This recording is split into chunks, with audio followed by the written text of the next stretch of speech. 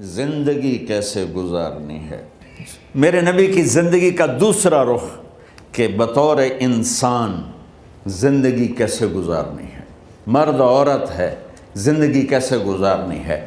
پہلا رشتہ جو قائم ہوا دنیا میں وہ ہے خامد اور بیوی، حضرت آدم اور حوا کا نکاح ہوا۔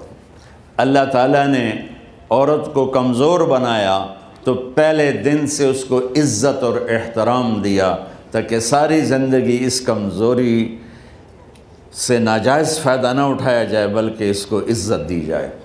کہ آدم علیہ السلام کے لیے مٹی اکٹھی کی، پانی ڈالا، گوندھا اور ایک اسٹیچو بنایا اور ڈال دیا۔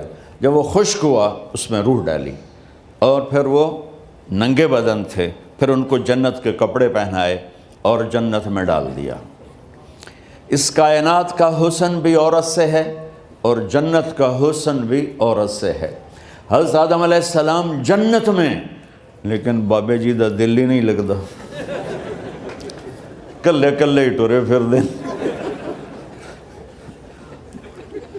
اب اللہ نے عورت کو بنانے کا ارادہ کیا تو اللہ ایک ڈھیر مٹی کا اکٹھا کر کے عورت کے لیے بھی بنا دیتا اور اس کا اسٹیچو بنا دیتا اور اس کو خشک ہونے دیتا، پھر اس میں روح ڈالتا، پھر اس کو کپڑے پہناتا۔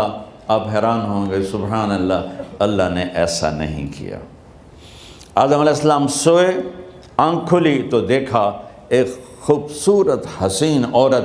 یہ بات اکثر لوگوں کو معلوم ہوگی کہ یوسف علیہ السلام دنیا کے حسین ترین انسان تھے، اور یہ بات شاید کسی کو معلوم نہیں ہوگی کہ دنیا کی سب سے حسین خوبصورت عورت حضرت حوا ہے۔ حوا جن پر بڑھاپا آیا ہی نہیں، 1000 سال کے قریب زندگی گزاری، بڑھاپا نہیں آیا۔ حضرت آدم اور حوا قریب قریب عمر تھی۔ حضرت آدم کی عمر تو کتابوں میں مل جاتی ہے 1000 برس، لیکن حضرت حوا کی عمر کتنی تھی یہ کہیں پڑھنے کو ملا نہیں، اس لیے میں اندازہ کرتا ہوں کہ قریب قریب ہوگی۔ بڑھاپا نہیں آیا، بیماری نہیں آئی۔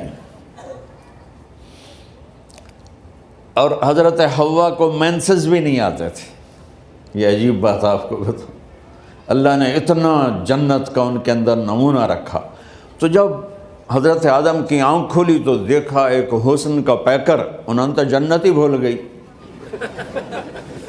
کہنے لگے یا اللہ ہن دل ٹھریا جا کے، یا اللہ کون ہے؟ کہ تیری بیگم۔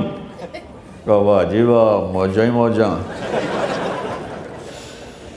تو اللہ تعالیٰ نے نکاح پڑھایا۔ سبحان اللہ، اپنے نبی کی شان دوبارہ سنو۔ تو اللہ نے کہا آدم اپنی بیگم کا مہر ادا کرو۔ تو وہ پوچھنے لگے کیا مہر ہے؟ دیکھو ایک بات سنو، مہر کسی کی بیٹی کی قیمت نہیں ہوتی۔ $1 ہو یا $1 ٹریلین ہو، بیٹی کی کوئی قیمت نہیں ہوتی۔ یہ ایک نشان ہے کہ اس بچی پر اب یہ جو خامد ہے وہ موت تک خرچہ اس کے ذمہ ہے، بیوی کے ذمہ خرچہ نہیں ہے۔ خامد کما کے لائے گا اور اپنی بیگم کو کھلائے گا، اور بیوی گھر کی ذمہ داری نبھائے گی۔ تو خیر وہ الگ بات چلی جائے گی۔ اللہ تعالیٰ نے کہا کہ مہر ادا کرو۔ کہا جی کیا مہر ہے؟ تو میرے اللہ نے کہا تیری نسل میں میرا آخری نبی آئے گا، اس پہ ایک دفعہ درود پڑھ دے، یہ مہر ہے۔ اچھا، شروع دن سے ہے کہ میں نے قبول کیا۔ قبول کیا کا مطلب ہے کہ میں اس لڑکی کو قبول کر رہا ہوں، اس کی کمیوں کے ساتھ بھی خوبیوں کے ساتھ بھی۔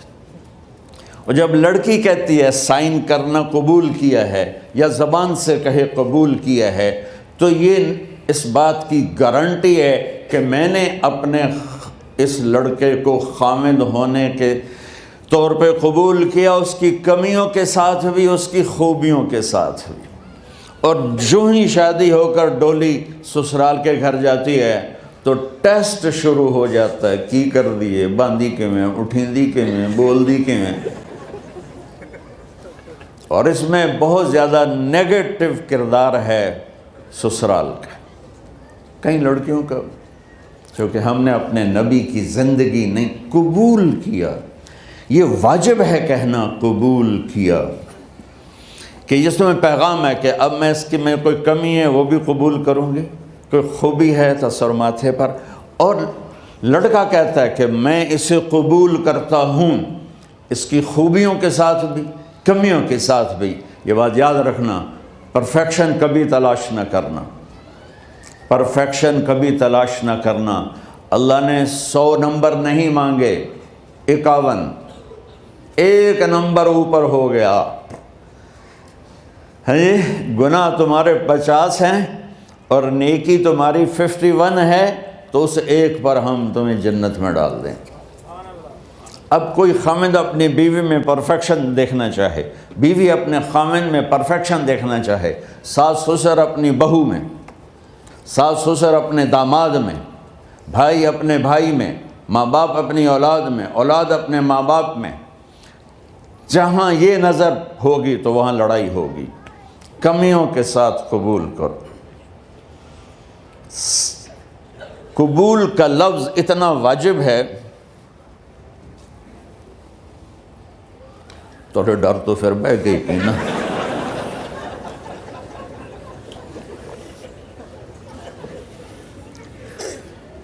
قبول کا لفظ اتنا ضروری ہے کہ اس کے بغیر نکاح ہی نہیں ہوتا۔ میں یہ کئی جگہ لطیفہ سنا چکا ہوں، اور واقعی قصہ بھی ہے، ایسے لطیفہ نہیں ہے۔ میرے دوست ہیں، ذمہ دار ہیں اچھے، تو ان کے گاؤں کا ایک بچہ چھوٹی عمر میں بسوں پہ جا کے نا وہ جاب پہ لگ گیا، تو اس کا کام ہوتا ہے بس کو صاف کرنا، ڈرائیور کو چائے پلانا، اور جہاں کہیں رش ہو تو اس کو ڈائریکشن دینا، استاد جی کٹ لو، استاد جی آن دیو، استاد جی جان دیو، تو یہ اس کا محاورہ بن جاتا ہے۔ اب اس کا نکاح ہوا تو مولانا صاحب نے کہا بھائی عبد الرحمن، میں فرضی نام لے رہا ہوں، نام مجھے اس کا یاد نہیں، عبد الرحمن زینب بنت اسلم نو تیرے نکاح دیتا 500 مہر تو قبول کیتا؟ تھوڑی دیر سوچ کے کہندا جی آن دیو۔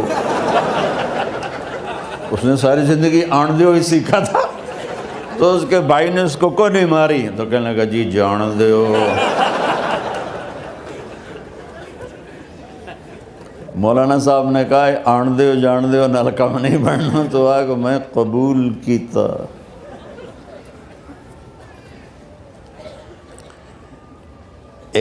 یہ بھی صحیح واقعہ سنا رہا ہوں۔ ایک نوجوان نے بیوی کو 3 طلاق دے دی کٹھی، اب ہو گیا پریشان، مولانا صاحب کے پاس گیا، کوئی میرے جیسا ہوگا۔ مولانا صاحب 3 طلاق دے بیٹھا، کوئی مسئلہ کا حرام؟ کہا جی کوئی رستہ حرام، کوئی گنجائش حرام۔ اس نے جیب سے موٹا سا لفافہ نکالا اور مولانا کے جا نماز کے نیچے ڈال دیا کہ مولانا صاحب کوئی گنجائش؟ کہ ہن تو سوچنا ہی پوے کی آکھیا یہ تو اپنی بیگم نو؟ اس آکھیا جی میں آکھیا ہی 3 طلاق، اس آکھیا مبارک ہوئے طلاق نہیں ہوئی۔ میں آکھیا جی او کیویں؟ آکھیا او جڑا یہ طلاق ہے عربی دا لفظ، اس سے چاکھنا پمدا ہے طلاق۔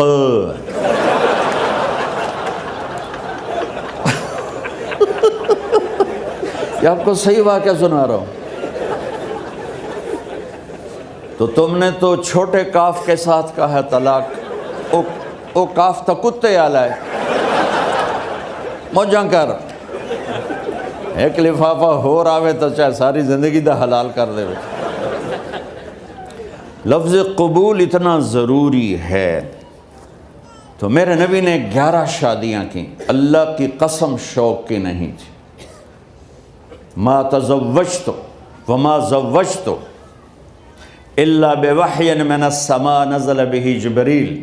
کہ لوگوں سن لو میری بات غور سے، مجھے عورت کی کوئی رغبت نہیں ہے، میں نے جہاں شادی کی، جہاں بیٹی کی شادی کی، پہلے اللہ نے آسمان سے جبریل بھیج کے حکم دیا، پھر میں نے قدم اٹھایا۔ تو پہلا رشتہ خامند اور بیوی ہے جو اس کائنات میں جڑتا ہے۔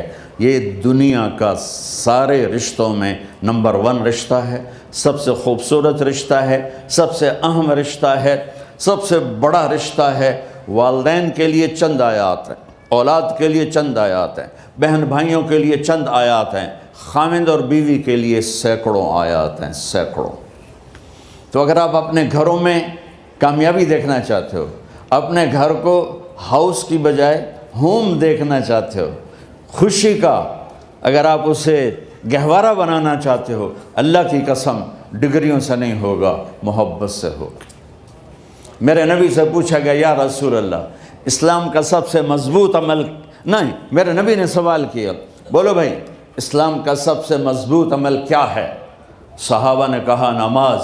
نہیں، سبحان اللہ، ابھی میں نماز کی کتنی اہمیت بتا چکا ہوں۔ انہوں نے عرض کیا جہاد، آپ نے فرمایا نہیں۔ تو صحابہ نے عرض کیا روزہ، آپ نے فرمایا نہیں۔ اللہ اکبر۔ کہ یا رسول اللہ حج، آپ نے فرمایا نہیں۔ تو سارے صحابہ حیران ہو گئے، یا رسول اللہ نماز، جہاد، روزہ، حج، تو پھر کیا ہے؟ اب سننا سارے بہن بھائی، مستورات، بچے بچیاں، آپ نے فرمایا اسلام کا سب سے مضبوط اور بڑا عمل ہے آپس میں اللہ کے لیے محبت کرنا۔ اگر آپ اپنے گھروں میں حسن دیکھنا چاہتے ہو تو ایک دوسرے سے محبت کرو، اظہار محبت کرو، اور محبت کے پیدا ہونے کے لیے بہت ساری چیزیں ہیں، لپیٹ کے 2 میں کر لیتا ہوں، 2 میں۔ بیوی کی خوبی دیکھو، کمی نہ دیکھو، خاوند کی خوبی دیکھو، کمی نہ دیکھو، پہلی بات۔ دوسری بات، اس زبان سے زہر نہ اگلو محبت کے پھول، اس زبان سے کڑوے جملے نہ ہوں، طنز نہ ہو، ٹانٹنگ نہ ہو، بےعزت نہ کرو، انسلٹ نہ کرو، تو آپ کے دل جڑ جائیں گے۔ یاد رکھو شکلوں سے زندگی آباد نہیں ہوتی، زندگی اخلاق سے آباد ہوتی۔ تو اپنے گھر سے ٹانٹنگ نکال دو۔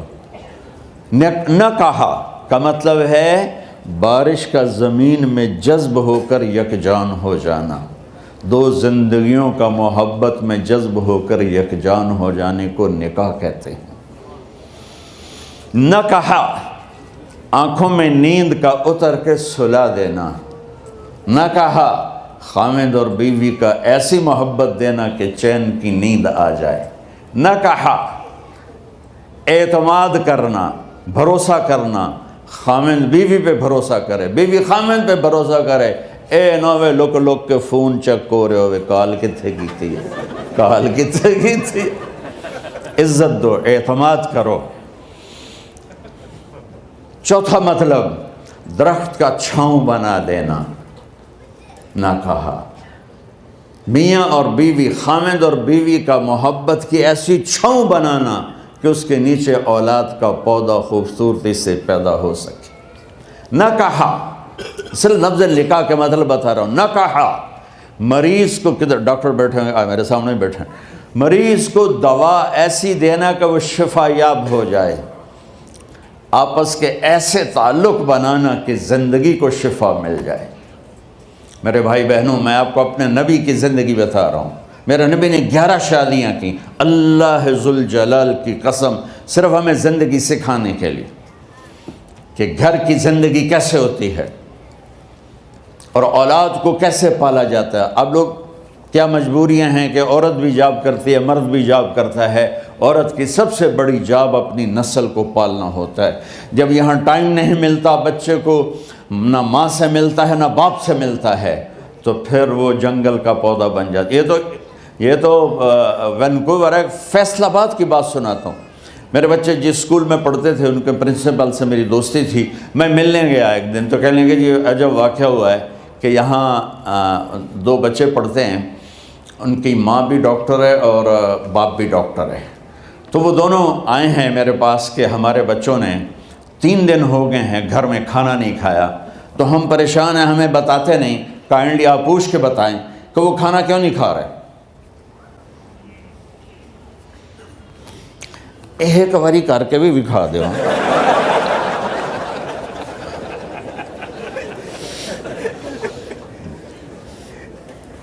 ہمارا دین اتنا خشک نہیں، ہمارے مولوی صاحبان نے زیادہ خشک بنا دیا. تو انہوں نے دونوں بچوں کو بلایا. سننا، سارے فیملیز بیٹھے ہو جہاں میں فیملی کی زندگی کو فوکس کر کے نبی سے جوڑ کے بتا رہا ہوں، طارق جمیل کے تجربے نہیں بتا رہا. دونوں بچوں کو بلایا. بیٹا آپ کھانے کو نہیں کھا رہے؟ کہا جی ہم اپنے ممی اور بابا کے سامنے نہیں بتائیں گے. تو انہوں نے دونوں کو باہر بٹھا دیا. پھر پوچھا اب بتاؤ کیا مسئلہ ہے؟ ان کا سر ہم صبح جب ناشتہ کرتے ہیں تو ہمارے ممی ڈیڈی سو رہے ہوتے ہیں، ہماری ان سے ملاقات نہیں ہوتی. جب ہم اسکول سے واپس آتے ہیں تو ممی ڈیڈی اپنے میڈیکل کالج میں ہوتے ہیں، ہاسپٹل میں ہوتے ہیں، تو ہمیں ان کو دیکھنے کا موقع نہیں ملتا. شام کو جب ہم کھانا کھاتے ہیں تو یہ دونوں اپنے پرائیویٹ کلینک میں ہوتے ہیں، تو ہم ان کو دیکھ نہیں پاتے.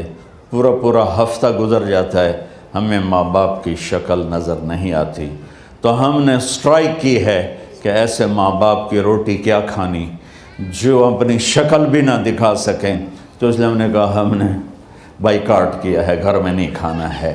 تو ایسی لائف مت بناؤ. یہاں ایک بہت بڑا چکر شیطان دیتا ہے، بڑی گاڑی لے لو، $100 کی قسط تو ہے، اور بڑا گھر لے لو، $200 یا $100 کی قسط تو ہے. پھر میاں بھی کام کرے، بیوی بھی کام کرے، جو کہ بڑا گھر باقی رہے، تو خوشیاں تو مٹ گئیں. جو ڈبل جاب کرے گا، پھر ڈبل جاب کرتے ہیں. ڈبل جاب کرنے والا بیچارہ تھکا ہوا ذہن لے کے آتا ہے، وہ کیسے ٹائم دے گا اپنے بچوں کو خوشی کے ساتھ؟ جو ماں جاب کر کے آئے گی پھر کھانا پکائے گی، وہ جب اتنی تھک جائے گی تو اپنے بچوں کو کھلا ٹائم کیسے دے سکے گی؟ پوری کائنات کی ذمہ داری تھی میرے نبی کے سر پر، اور آپ اس کے باوجود روزانہ حسن حسین کے لیے وقت نکالتے تھے. اور انہوں کو آ کر کوئی لیکچر نہیں. دیکھو ماں باپ سے ایک بات کرتا ہوں، لیکچر تھوڑا دو، محبت زیادہ کرو. یہ نہ کرو، یہ کیوں کیا، یہ کرو، یہ کرو، یہ چھوڑ کر صرف سینے سے لگاؤ، صرف محبت دو. کمیوں سمیت بچوں کو قبول کرو، ان کی زندگی تبدیل ہو جائے گی. اتنے بڑے نبی، اتنی بڑی ذمہ داری، اور اتنا درد سینے میں کہ آپ کے سینے سے ایسے ابلنے کی آواز آتی تھی جیسے ہانڈی ابلتی ہے. اس کے باوجود آپ روزانہ کہتے این اللقا، میرے شرارتی بچے کدھر ہیں؟ تو وہ بھاگے بھاگے آتے. دیکھو میں فزیکل کر کے بتاؤں گا تاکہ آپ کو پتہ چلے زندگی کیسے گزاری. کہ میرے شرارتی بچے کدھر ہیں؟ 7 بر اعظم کی ذمہ داری ہے. اور تھوڑی چھوٹیاں جابن تو تسی کہتے ہو بزی بڑے ہیں، بزی بڑے ہیں.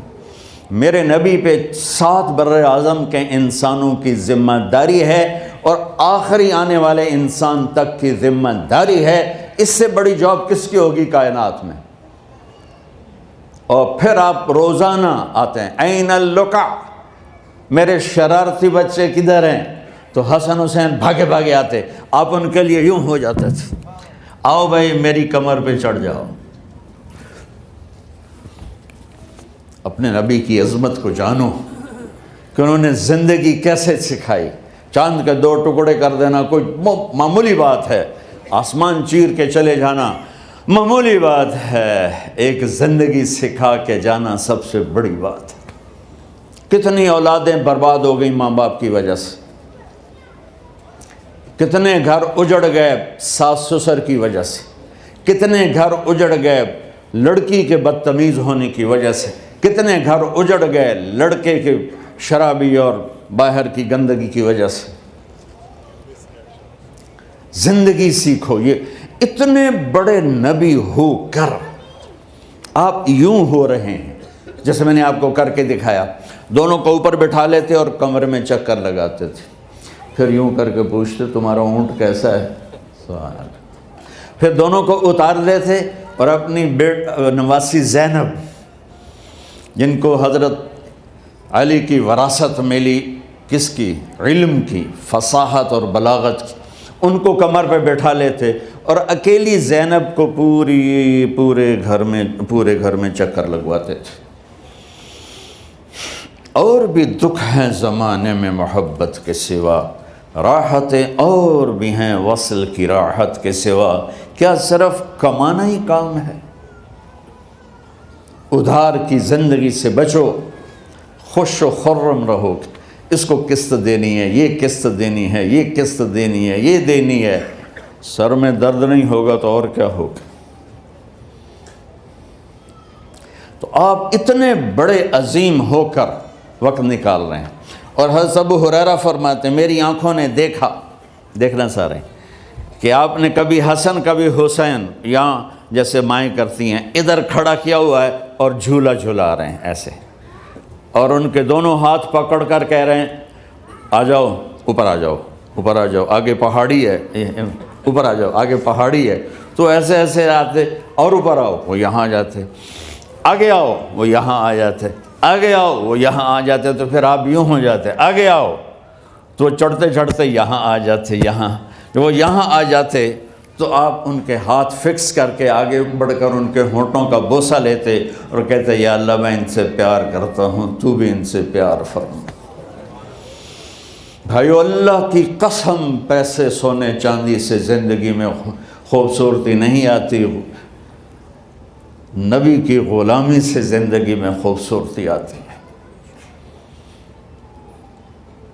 اتنے بڑے نبی ہیں اور حضرت عائشہ سے کہہ رہے ہیں دوڑ لگائیں۔ یہاں کسی مولانا سے پوچھو اپنی بیوی سے کبھی کہا اس نے کہ دوڑ لگائیں؟ الٹا سوٹا لے تے کھلو جاوے گا۔ عائشہ دوڑ لگائیں، اور واپسی کہاں سے ہو رہی ہے؟ دوڑ کہاں لگ رہی؟ جہاد کے سفر سے واپسی ہو رہی، اور آپ نے اپنے صحابہ سے کہا سب آگے چلے جاؤ۔ جب سارے آگے چلے گئے اور کوئی نظر نہیں آ رہا تو آپ نے کہا عائشہ آؤ دوڑ لگائیں۔ تو حضرت عائشہ کہتی ہم نے دوڑ لگائی تو میں آگے نکل گئی، اللہ کے نبی پیچھے رہ گئے۔ کچھ سال گزرے تو پھر ہم سفر سے واپس آ رہے تھے تو آپ نے صحابہ سے فرمایا سب آگے چلے جاؤ، چلے گئے۔ آپ نے کہا عائشہ دوڑ لگائیں؟ کہ جی لگائیں۔ کون دنوں میں ذرا موٹی ہو گئی تھی، تو پھر اللہ کے نبی آگے نکل گئے، میں پیچھے رہ گئی۔ تو آپ نے کہا عائشہ ہذہ بتلک، آج تو اور میں